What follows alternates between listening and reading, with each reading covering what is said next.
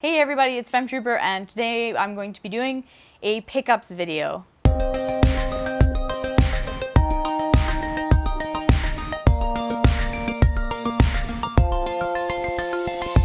I haven't really been picking up a lot of games in the last little while since the last pickups video, and that's because there hasn't actually been a release or any releases that have really sort of caught my eye, but there's been the odd thing and the odd older title that I've found, and I'm going to show you everything I got. First up is a game that I've actually been wanting for a long time, and I finally found it at EB Games, and the reason I actually really wanted it is because I never had a Genesis when I was a little kid, and I still don't really have a Genesis, even though I found like a PAL version of one, but it doesn't work. I have to get a bunch of accessories or something to make it work. So I found this, and that's Sonic's Ultimate Genesis Collection, and I've been wanting this for a really long time, and that's just because I never grew up with a Genesis, so there's a lot of Genesis titles that I've missed out on playing, and so I'm really excited to actually get this because it has Echo. I've been dying to play Echo. I can play all the Sonic games.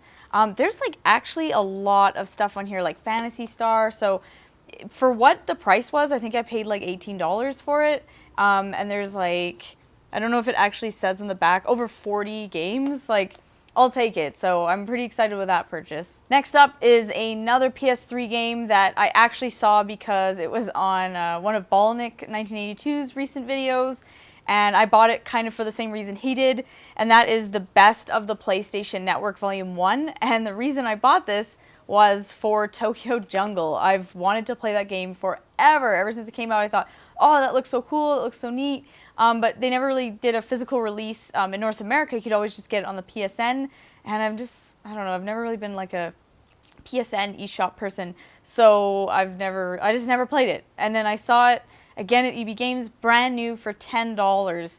So, duh, I bought that. I'm really excited. I don't know how long it is. I don't even really care if it ends up being crappy. I just want to try it so bad. So, finally I have Tokyo Jungle. Next game I bought is actually due to my excitement with the current Stanley Cup playoffs, and that's NHL 15. I've been loving this game. It's so fun, and part of the reason that I've actually really been enjoying it is the realism of it. It looks like you're watching a hockey game. They've obviously come so far that, you know, somebody can walk in the room and not notice what I was doing and probably think that I was watching a game. And anyway, so I've been really into the Stanley Cup playoffs, so we kind of wanted to relive some moments with the game. It was a good price. I know they end up all being like $5 in dump-ins, but I didn't pay like full like $60 for it or anything. So it was a good price. It's actually really fun. If you like sports games, I recommend it. Apparently, it actually took out a bunch of features from NHL 14, but because I never played that, the last one I played was 08, so I don't really care. I'm enjoying it. I think it's really fun, and yeah, it's really good. The next game I actually picked up at the Calgary Expo. If you watched that, you know what I bought, but that's Suikoden. I'm really excited to buy this. It's Black Label. It was a really good price, and everybody says it's fantastic. I actually kind of want to play it because everyone says Suikoden 2 is better, and I'd really like to try that out one day. So I want to, check out the first one, and I'll be honest, I don't know when I'm ever going to get to it, and I'll probably end up playing it on the Vita anyway, and just buying it on Vita for like $9.99. But you know me, I like to have the physical copies for games. I've been not as into that with movies lately, but for games, I like a physical copy, so I'm really excited. But Suikoden is like a classic. I don't know, it looks really good. I'm excited, so, I'll check it out hopefully within the next year or two, so that's my goal. Next one is another older game. It's Xenosaga Episode 1. I got this for $10. It's not Black Label or anything, but hey, it's supposed to be a really good game. It looks really fun, and apparently the cutscenes in this are like fantastic, so I'm really excited for that. But yeah, for $10 I saw this and I thought, hey, might as well pick it up. The next one is this unbelievably amazing Canadian deal that was happening that seemed like this big myth, but it is in fact true. Codename Steam for like a couple days was $12.99 in Canada. I don't know what was going on with that, but it was. And Scott, Ultimate Floyd 1, told me that it was that cheap at EB Games, and I was like, whoa, what? And I didn't even see it advertised, so I went and bought it immediately, and I remember the case still said $44.99, and I said, hey, is this $12.99? They're like, yeah, it is. It's not, you know, it actually is that cheap. And I'm like, for that kind of price, yes. When Codename Steam was being advertised, I didn't really care about it. I almost still don't care about it, but, you know, for $12.99, I'll almost pick up anything because that's so cheap. Who cares? At least this way I can try it. I actually have it. If I end up liking it, perfect. Now I own it. I didn't need to spend $45 on it.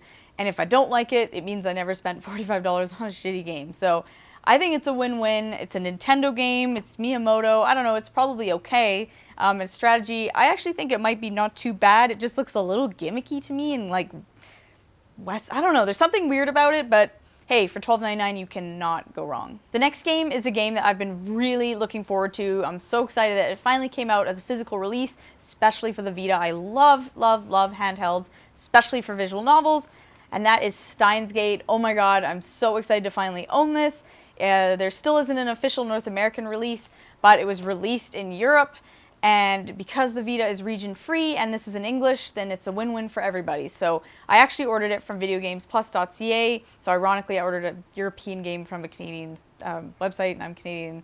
Whatever, it's a European version. So definitely recommend, because the region-free really makes things easy, especially when it's in English. This is perfect. But I've been really, really, really wanting to play it because I just not into playing like PC games. It's just not for me at all. And yeah, so I'm just really excited because handheld is a major bonus. I love the Vita. It's so good, and the screen is gorgeous, so I think it's going to be perfect. And from what I've been told, there's not really a lot of gameplay. With Steins Gate, it's more kind of literally, it's a true visual novel. That's fine with me. I'm fine with reading stuff if it's very interesting. So my fingers are crossed that I'm going to love it, and yeah, so I'm really excited to finally own Steins Gate physical copy. Those are all the recent pickups that I picked up lately. Again, not a ton here, but you know, there hasn't been any releases. The 3DS this year has been incredibly weak.